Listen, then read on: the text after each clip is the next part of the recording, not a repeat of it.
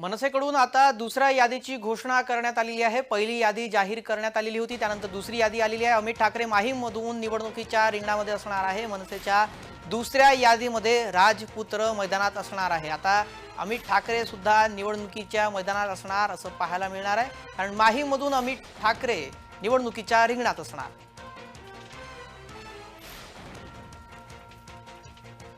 राज ठाकरे यांनी यंदाच्या विधानसभा निवडणुकीमध्ये स्वतंत्र निवडणूक लढवण्याची घोषणा केलेली आहे। त्यानंतर पहिली यादी जाहीर केली, त्यामध्ये 2 उमेदवारांची नावं घोषित करण्यात आलेली होती। त्यानंतर आता दुसऱ्या यादीमध्ये अमित ठाकरेचं नाव घोषित करण्यात आलेलं आहे। माहीम विधानसभा मतदारसंघातून निवडणुकीच्या रिंगणात राजपुत्र उतरणार।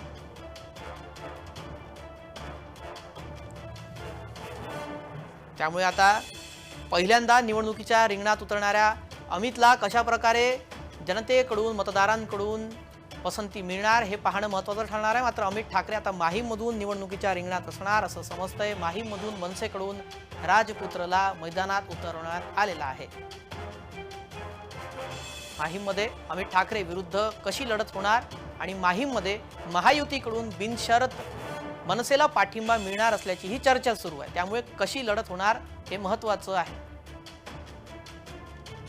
या संदर्भात अधिक माहिती देत आहेत आमच्या प्रतिनिधी तेजल नागरे। तेजल, या संदर्भात काय माहिती मिळते?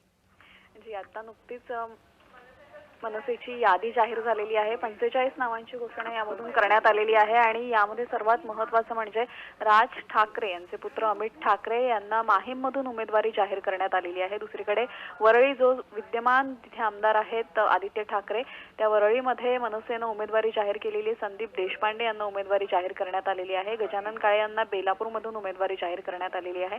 कालच जर आपण बघितलं श्रेयस की जे पण सगळे कार्यकर्ते होते त्यांची शिवतीर्थावर बैठक आयोजित करण्यात आली होती आणि आज ही यादी 45 उमेदवारांची समोर आलेली आहे। आणि या 45 उमेदवारांमध्ये विशेष म्हणजे राज ठाकरे यांचा मुलगा अमित ठाकरे हा माहीममधून निवडणुकीच्या रिंगणात उतरलेला आहे। श्रेयस, धन्यवाद तेजल आपण दिलेल्या माहितीसाठी।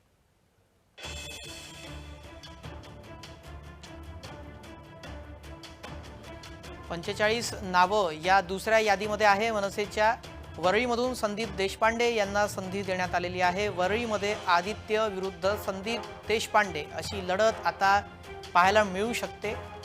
शिवबाटाकडून आदित्यची उमेदवारी अद्याप अधिकृतपणे घोषित करण्यात आलेली नाही आहे। मात्र अमित ठाकरे माहीममधून निवडणुकीच्या रिंगणात असणार, मनसेकडून या संदर्भातली अधिकृत घोषणा करण्यात आलेली आहे। त्यामुळे आता या मुंबईमधल्या काही मतदारसंघामध्ये ही चुरस पाहायला मिळणार आहे। मनसेने 45 उमेदवारांची यादी जाहीर केलेली आहे। पहिल्या यादीमध्ये 2च उमेदवारांची नावं घोषित केली होती, त्यानंतर आता दुसरी यादी जाहीर केली आहे आणि त्यात थेट 45 उमेदवारांची नावं असल्याचं समजतंय। यंदाच्या या निवडणुकीमध्ये मनसे जोर लावताना दिसतेय, त्यामुळे मनसेला या निवडणुकीमध्ये कितपत यश मिळतं हे पाहणं महत्त्वाचं ठरणार आहे। सध्या राज्यात जे राजकारण सुरू आहे त्या राजकारणाला जनता कंटाळलेली आहे आणि मनसे हा पर्याय जनता बघती आहे असं राज ठाकरे यांना विश्वास आहे। त्याच अनुषंगानं त्यांनी स्वतंत्रपणे निवडणूक लढवण्याची घोषणा केलेली आहे। आता यामध्ये मनसेला कशा प्रकारे यश मिळणार हे पाहणं महत्त्वाचं ठरणार आहे। मात्र 45 उमेदवारांची घोषणा करण्यात आलेली आहे दुसऱ्या यादीमध्ये। त्यामध्ये सर्वात चर्चेचं नाव ते म्हणजे अमित ठाकरे माहीममधून निवडणुकीच्या रिंगणात आहे, तर तिकडे साईनाथ बाबर यांना हडपसरमधून उमेदवारी देण्यात आलेली आहे।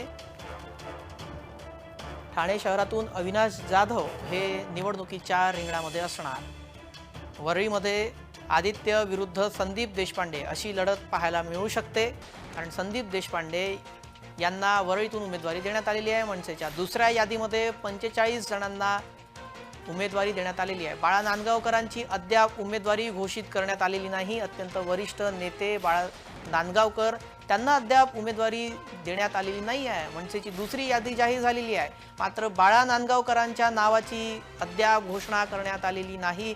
अद्याप बाळा नांदगावकर यांना उमेदवारी देण्यात आलेली नाही आहे, कारण लोकसभा निवडणुकीमध्ये सुद्धा महायुतीच्या पाठिंब्यावर बाळा नांदगावकर यांना खासदारकीसाठी निवडणुकीच्या रिंगणात उतरवलं जाणार अशा चर्चा होत्या।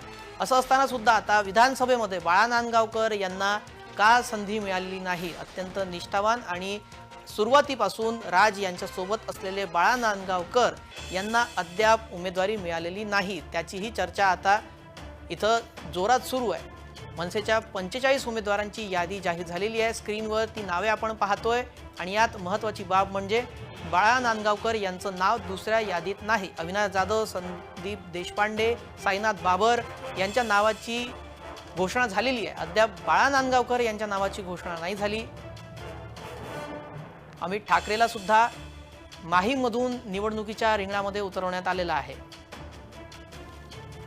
मनसेच्या यादीचं वैशिष्ट्य पाहायला गेलं तर बाळा नांदगावकर यांचं नाव या यादीमध्ये नसल्याचं दिसतंय। दुसरी यादी, त्यात 45 जणांना उमेदवारी। अद्याप आता पुढच्या यादीमध्ये बाळा नांदगावकर यांच्या नावाची घोषणा होते का हे पाहणं महत्त्वाचं ठरणार आहे। मात्र या संदर्भामध्ये अद्याप मनसेच्या कुठल्याही नेत्याची प्रतिक्रिया आलेली नाही आहे। रात्री उशिरा मनसेकडून ही यादी जाहीर करण्यात आलेली आहे आणि या यादीमध्ये 45 जणांची नावं आहेत। पहिली यादी आली होती, त्यात 2 नावांची घोषणा करण्यात आलेली होती। कल्याण ग्रामीणमधून राजू पाटलांना उमेदवारी जाहीर करण्यात आलेली आहे। सध्या 2019 मध्ये जी विधानसभा निवडणूक झाली होती त्यामध्ये मनसेकडून राजू पाटील हे एकमेव आमदार आहेत। त्यांना पुन्हा एकदा संधी दिली आहे, त्यांच्यावर पुन्हा एकदा राज ठाकरेंनी विश्वास ठेवलेला आहे।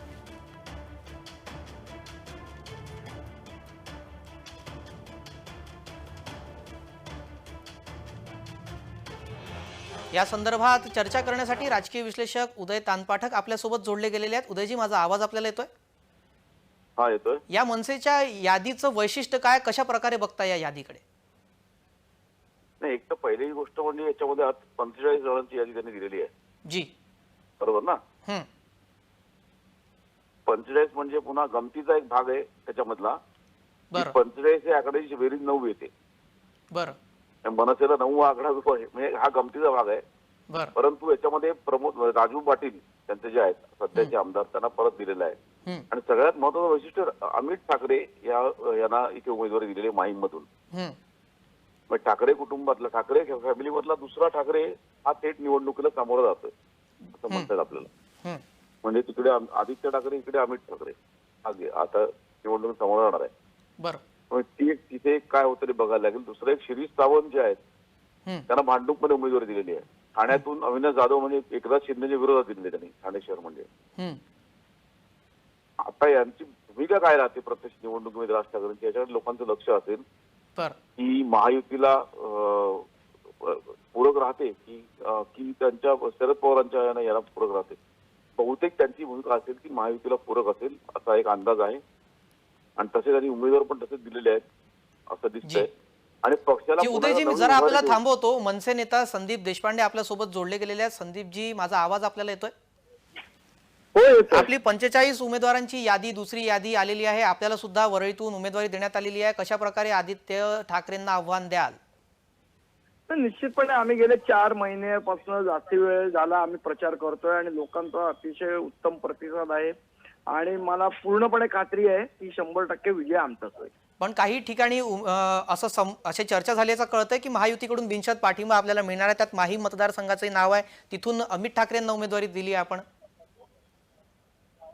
मला कल्पना नाही काय चर्चा चालली आहे ते, पण आमची तयारी पूर्ण आहे। विधानसभेची तयारी आम्ही गेले अनेक दिवसापासून, महिन्यांपासून आम्ही करतोय, त्यामुळे आमची तयारी पूर्ण आहे आणि निश्चितपणे आम्हाला विजयाची खात्री आहे। बरोबर। एक शेवटचा प्रश्न संदीपजी, की बाळा नांदगावकर यांचं नाव अद्याप घोषित करण्यात आलेलं नाही, काय त्यामागचं काय? आधीच घोषित केलंय। सर्वात पहिलं नाव आहे बाळा नांदगावकरांचं घोषित झालंय। कुठून लढणार? यादी ऑलरेडी आलेली आहे। पहिले 7 उमेदवारांची यादी आमची आली, ही दुसरी यादी आहे 45 लोकांची। धन्यवाद संदीपजी, आपण या संदर्भात प्रतिक्रिया दिली त्यासाठी।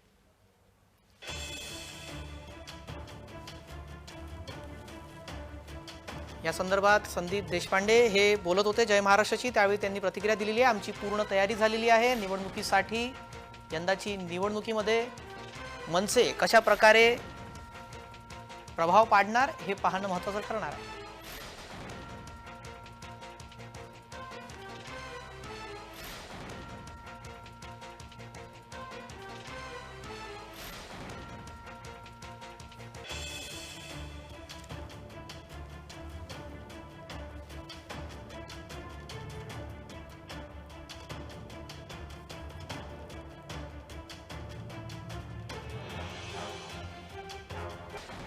अमित ठाकरे माहीमधून निवडणुकीच्या रिंगणामध्ये असणार आहे। मनसेची दुसरी यादी आलेली आहे।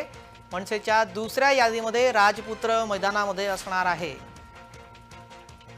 अमित ठाकरेला उमेदवारी देण्यात आलेली आहे। निवडणुकीच्या रिंगणात अमित ठाकरे असणार। राजपुत्र आता निवडणुकीच्या रिंगणात पाहायला मिळणार। माहीमधून महायुती कोणता उमेदवार देणार हेही पाहणं महत्त्वाचं ठरणार आहे।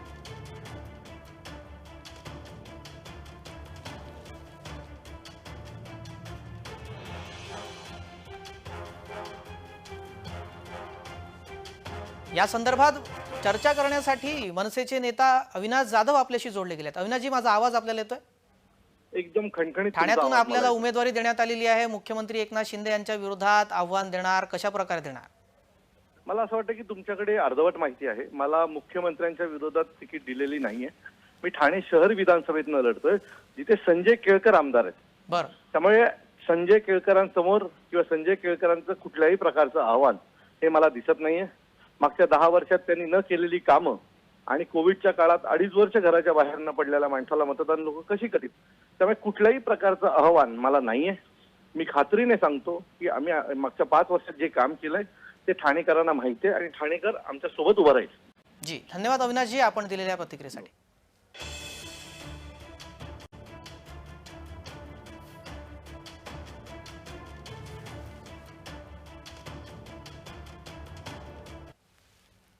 अमित ठाकरे माहीमधून निवडणुकीच्या रिंगणात असणाऱ्या दरम्यान अमित ठाकरे कोण आहे त्यावर एक नजर टाकूया। जन्म 24 मे 1992। मनसे अध्यक्ष राज ठाकरे आणि शर्मिला ठाकरे यांचे चिरंजीव।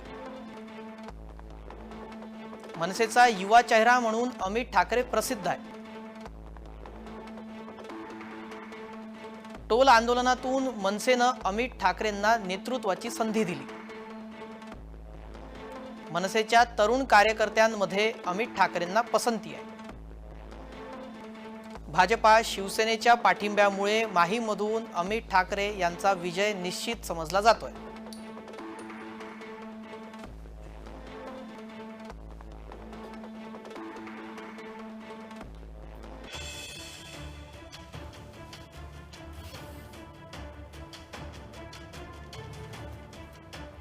यंदाच्या विधानसभा निवडणुकीसाठी मनसेकडून कशा प्रकारे ताकद लावली जाते ते आपण पाहतोय। 45 उमेदवारांची यादी जाहीर करण्यात आलेली आहे आणि आणखी काही उमेदवारांची यादी सुद्धा लवकरच येणार अशी घोषणा सुद्धा करण्यात आलेली आहे। मनसेनं 200 जागांवर चाचपणी केल्याचं समजतंय।